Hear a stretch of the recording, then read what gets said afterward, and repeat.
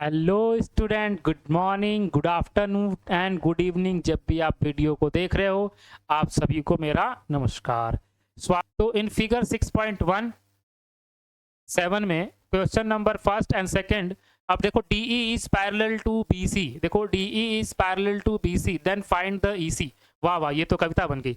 अगर DE parallel है BC के तो EC की वैल्यू निकालो। सो दैट आपको दिखा दूं, ये फिगर बहुत ही छोटा है, थोड़ा बड़ा करके दिखा देता हूं आपको। विजिबल है? ये कह रहा है if DE is parallel to BC। अगर DE BC के पैरेलल है तो EC की वैल्यू निकालो। इसी तरह इसके अंदर देखो, इस DE is parallel to BC, then किसकी वैल्यू निकालना है? AD की वैल्यू निकालो। सिंपल सी बात है, आपको विजिबल है सारा कुछ। अब इसको मैं जहां जैसा था वैसा करता हूं, ठीक है।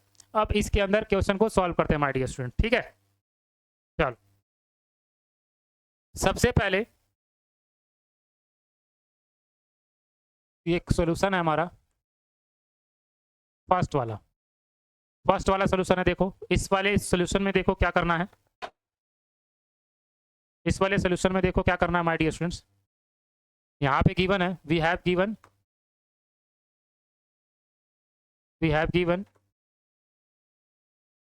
DE is parallel to BC. If DE is parallel to BC, then AD upon DB is equal to AE upon EC. Okay, कहाँ से आया था? Bye theorem number 6.1।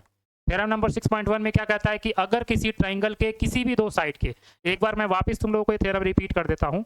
थ्योरम में कहता है कोई ट्राइंगल है हमारे पास, उस ट्राइंगल के किसी भी साइड के पैरेलल। अब यहाँ पर मैंने लिखा ABC। पहले थ्योरम को और अच्छे से कर देता हूँ। ये सारे के सारे एक ही ट्राइंगल है। मैं इसको 3 टाइम्स इसलिए लिख रहा हूँ ताकि आपका डाउट बहुत अच्छे से क्लियर हो जाए, ठीक है।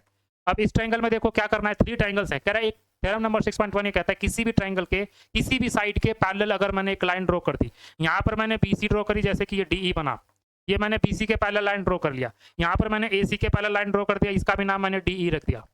यहाँ पर मैंने AB के पैरेलल लाइन ड्रॉ कर दिया, इसका भी नाम मैंने DE रख दिया।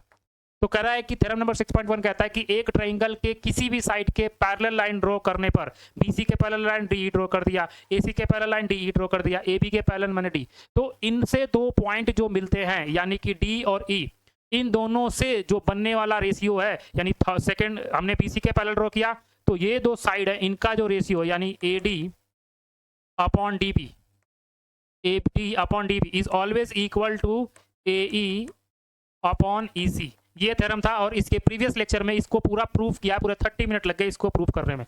जैसे इसमें क्या होगा, आप इसी तरह बताओ। यहाँ पर देखो, ये BD अपॉन में क्या हो जाएगा?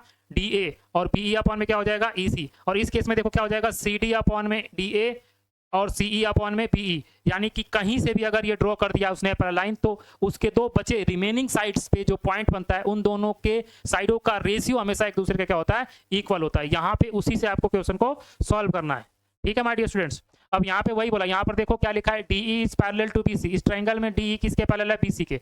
अगर DE BC के पैरेलल है तो AD अपॉन में क्या हो जाएगा? DB। AB अपॉन में DB is equal to AE upon में EC is equal to AE upon में EC। अब इसमें देखो AD की वैल्यू गिवन है, AD की वैल्यू कितनी गिवन है? 1.5 अपॉन DB की वैल्यू भी गिवन है, कितना है? 3 इक्वल टू AE की वैल्यू कितनी गिवन है? 1 अपॉन में मुझे EC फाइंड आउट करना है my dear students. Cross multiply करना है, EC को इधर भेज दो और इसको इधर भेज दो, सो दैट इसको जब हम लोग सॉल्व करेंगे तो मैंने जब EC को इधर भेज दिया तो EC multiply 1.5 is equal to 3 को इधर भेज दिया तो 3 1 जा क्या हो जाएगा? 3। अब इसको डिवाइड कर देंगे तो EC is equal to 3 upon 1.5। अब 1.5 3 का हाफ होता है, लेकिन ये आपको नहीं समझ में आएगा, इसलिए मैंने दोनों साइड किससे मल्टीप्लाई कर दिया? 10 से कर दिया। जब 10 से मल्टीप्लाई करेंगे माय डियर स्टूडेंट तो ये क्या हो जाएगा? 30, और ये क्या हो जाएगा? 15। और 15 के टेबल में 30 कितनी बार आता है? 2 बार में। यानी EC की वैल्यू कितनी आ जाएगी? 2 centimetre. EC is equal to 2 centimetre, इसकी जो है एग्जैक्ट वैल्यू आ जाएगी, ठीक है माय डियर स्टूडेंट्स। आपको कभी भी पॉइंट वाला क्वेश्चन आए ना, तो अगर सिंगल डिजिट पे है तो बोथ साइड, यानी न्यूमरेटर एंड डिनोमिनेटर दोनों में आप किससे मल्टीप्लाई कर दो? 10 से मल्टीप्लाई कर दो। इससे क्या होगा? आपको एकदम नॉर्मल सा फ्रैक्शन दिख जाएगा, फिर उसको आप सॉल्व कर सकते हो। ये क्वेश्चन सेम अब आपको पार्ट 2 में करना है, एग्जैक्टली सेम है, तो मैं दूसरा पेज नहीं ला, इसी पर कर रहा हूँ इसको। देखो, अब हम लोग सेकेंड पार्ट में करते हैं। सेम लाइन यहाँ पर भी लिखेंगे। क्या लिखेंगे कि DE, if DE is parallel to BC, then क्या हो जाएगा, AD upon DB is equal to AE upon EC। आपको ये वैल्यू लिख देना माय डियर स्टूडेंट्स। क्यों लिखना है, ये रीजन क्या है, इसका रीजन है बाय थ्योरम 6.1। क्या रीजन है, बाय थ्योरम नंबर 6.1। थ्योरम ये कहता है कि किसी भी ट्रायंगल के एक साइड के दूसरे एक पैरेलल लाइन ड्रॉ कर दे तो इनका रेशियो एक दूसरे के क्या होता है, इक्वल होता है। एडी की वैल्यू हमें निकालनी है माय डियर स्टूडेंट, तो एडी को वैसे के वैसे रहने देंगे। डीबी की वैल्यू 7.2 है तो 7.2 रख देंगे, इज इक्वल टू एई की वैल्यू 1.8 है तो यहाँ पर 1.8 रख देंगे। ईसी की वैल्यू कितनी है, 5.4, तो इसी की वैल्यू 5.4 है। अब देखो यहाँ पे कभी भी इस तरीके से डेसिमल आएगा तो कई बार क्या करते हैं, डेसिमल से डेसिमल कट गया, ये इसलिए करते हैं बिकॉज ऑफ अगर हम इनमें से दोनों में 10 से मल्टीप्लाई करें तो डेसिमल से डेसिमल की वैल्यू हट जाती है। सो दैट यहाँ पे देखो इसको कट सकते हैं, 18 1 जा 18, 18 3 जा 54, तो AD upon 7.2 is equal to 1/3, और इस 7.2 को हम उधर शिफ्ट करेंगे तो AD इज इक्वल टू हो जाएगा 7.2/3, और 3 से इसको डिवाइड कर देंगे माय डियर स्टूडेंट, तो क्या आंसर आएगा, 3 2 जा 6, इसके पास बचा 1, 1 जाके 2 के पास बैठ गया, बन गया 12, 12 3 के टेबल में कितनी बार आता है, 4 पे, तो 3 4 जा 12, यानी कि जो AD की वैल्यू आएगी माय डियर स्टूडेंट्स वो क्या आएगी, 2.4 सेंटीमीटर। अभी जो हमने थ्योरम पढ़ा है उस पर ये नॉर्मल क्वेश्चन है, एमसीक्यूज में आता है, 2 मार्क्स में भी आते हैं क्वेश्चन। तो दैट जब भी आपके पास, मैं फिर से रिपीट कर रहा हूँ, किसी ट्रायंगल में किसी भी साइड के पैरेलल लाइन ड्रॉ करेगा तो उससे बनने वाले 2 पॉइंट के उसके दोनों साइड का रेशियो एक दूसरे के इक्वल होगा और उसी से क्वेश्चन सॉल्व होगा। आई होप ये क्वेश्चन नंबर 1 आपको समझ में आया हो माय डियर स्टूडेंट्स, ठीक है। चलो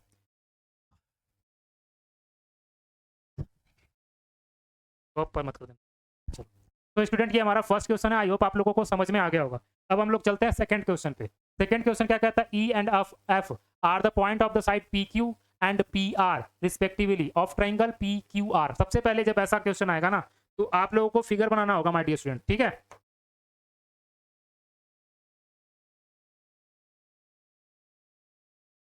आप लोगों को क्या करना होगा, फिगर ड्रॉ करना होगा। तो पहले हम लोग फिगर ड्रॉ करते हैं। एक ट्राइंगल है पी क्यू आर, तो हम एक ट्राइंगल बना लेते हैं पहले यहाँ पर,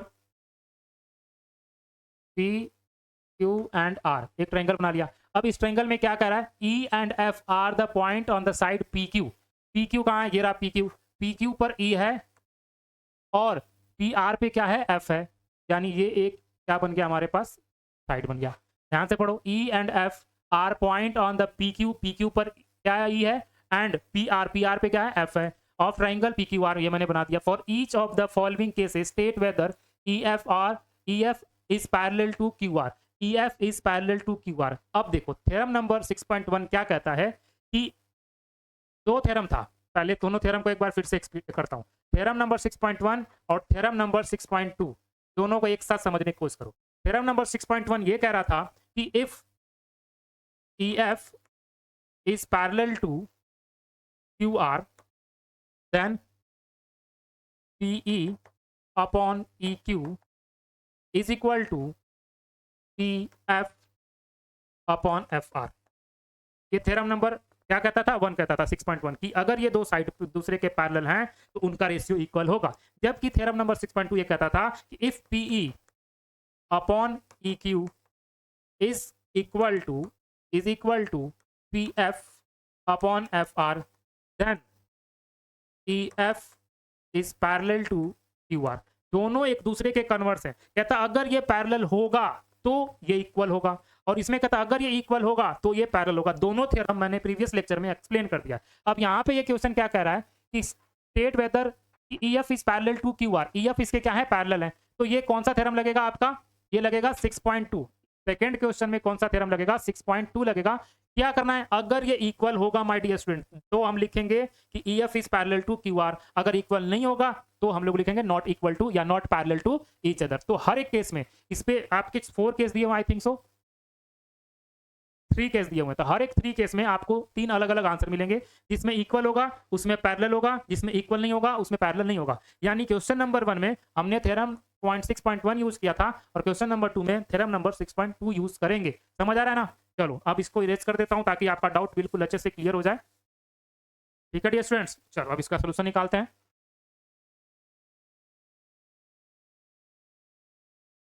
तो दैट अब हमारे पास क्या गिवन है, यहाँ पे हम लोग पहले लिख देते हैं। If PE upon PQ equal PF upon FR, then EF is parallel to QR। ठीक है, अब यहाँ पर हम क्या करते हैं, PE की वैल्यू रखते हैं। PE की वैल्यू कितना है 3.9 अपॉन EQ की वैल्यू क्या है 3 इक्वल टू PF की वैल्यू क्या है 3.6 अपॉन FR की वैल्यू कितनी है, FR यहाँ पे FR लिखना था, नहीं ठीक है, FR की वैल्यू कितनी है 2.4। अब देखो यहाँ पे कंडीशन देखो, ये वाला पॉइंट से तो पॉइंट हट जाएगा, तो दैट पहले इस वाले को सॉल्व करते हैं। ये जब कट करेंगे तो 3 1 जा 3, 3 3 जा 9, 13 अपॉन 1 होगा। और जब इसको कट करेंगे तो ये हो जाएगा, ये भी 3 से जाएगा, 4 से भी कट रहा है, 4 से कट कर देते हैं, तो 0 पॉइंट से पॉइंट हट जाएगा। देखो पॉइंट से पॉइंट कट जाएगा।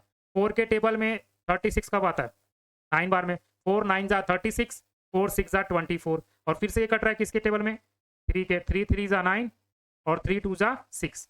तो दैट जो आंसर आ रहा है माय डियर स्टूडेंट्स वो क्या आ रहा है, देखो यहाँ पे 1.3 अपॉन 3 अपॉन 2, यानी कि ये दो रेशियो एक दूसरे के इक्वल नहीं है। It means PE upon EQ is not equal to PF upon FR, then EF is not parallel to QR। अब देखो आपको एक क्वेश्चन से समझ में आ गया होगा कि हमें इस वाले रेशियो को लेकर सॉल्व करना है। अगर ये रेशियो सॉल्व हो जाता है और इक्वल आता है then EF is parallel to QR। अगर नहीं आता है तो आप क्या लिखोगे कि PF अपॉन में EQ is not equal to sorry PE upon में EQ is not equal to PF upon में FR, देन देयरफॉर क्या लिखना है, therefore EF is not parallel to QR। आपको यही पूछना है किसमें पैरेलल है और किसमें पैरेलल नहीं है। तो इसके नेक्स्ट पार्ट में कर लेते हैं, सेम क्वेश्चन है, यहाँ पर भी वही कंडीशन लिखना है my dear students. Same place पे हम सेम कंडीशन लिखेंगे, if PE upon EQ is equal to PF upon FR, then EF parallel to R। अगर ये इक्वल होगा तभी ये इसके पैरेलल होगा। अब देखो यहाँ PE की वैल्यू कितनी है 4 अपॉन EQ की वैल्यू कितनी है 4.5 इक्वल टू PF की वैल्यू कितनी है 8 और RF की वैल्यू कितनी है 9। अच्छा देखो बच्चों कई बार कंफ्यूज आते हैं, यहाँ पर देखो क्या लिखा हुआ है RF और हमने यहाँ पर क्या लिखा है FR। तो सर ये FR की वैल्यू तो दी नहीं है, वहाँ RF की वैल्यू है, चाहे वो RF लिखे चाहे FR लिखे, दोनों के उसमें दोनों चीज़ें सेम होती है।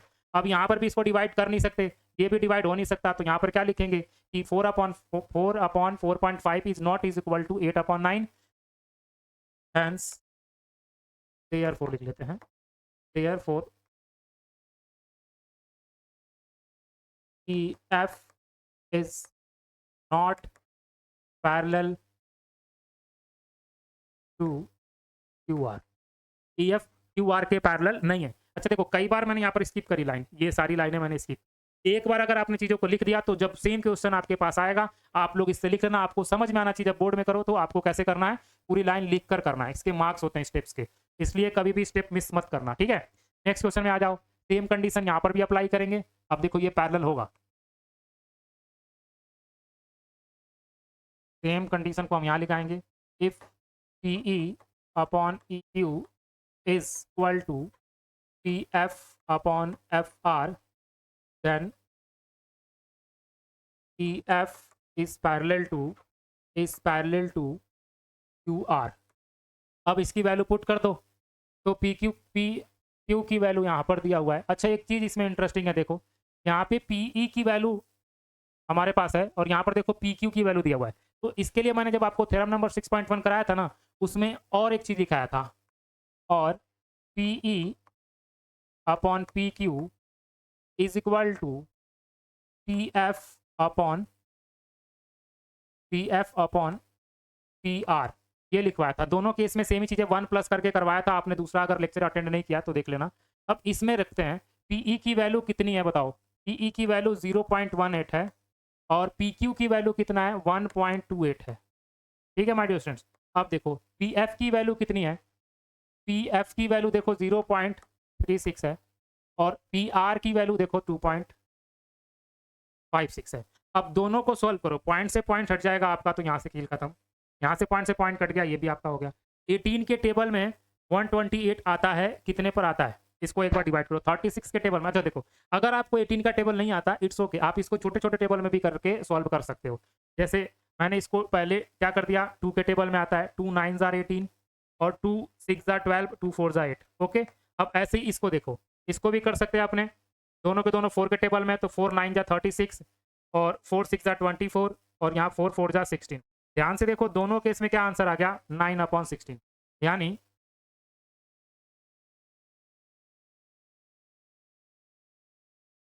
P E upon P Q is equal to pf upon fr, then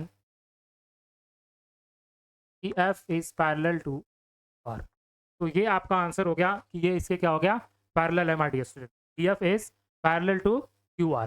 ठीक है, so that अब रह गया question number 3 and question number 4, इसको हम लोग करेंगे नेक्स्ट पार्ट में, आज कुछ काम है, so that आज की क्लास हम यहीं पर ऑफ करते हैं माय डियर स्टूडेंट्स। इसके 2 क्वेश्चन रह रहे हैं, तो हमारा ये चल रहा है लेक्चर नंबर कौन सा, ये 4 है, लेक्चर नंबर ये 4 है। तो इस लेक्चर नंबर 4 को मैं पार्ट्स में कन्वर्ट कर देता हूं ताकि आप लोगों को प्रॉब्लम ना हो। तो लेक्चर नंबर 4 का ये है आपका पार्ट 1। अब हम लोग लेक्चर नंबर 4 के पार्ट 2 को नेक्स्ट लेक्चर में कंसीडर करेंगे। आज के लिए बस इतना ही, अपने मिलते हैं कल। Bye bye, tata, have a good day my dear students. Sir please.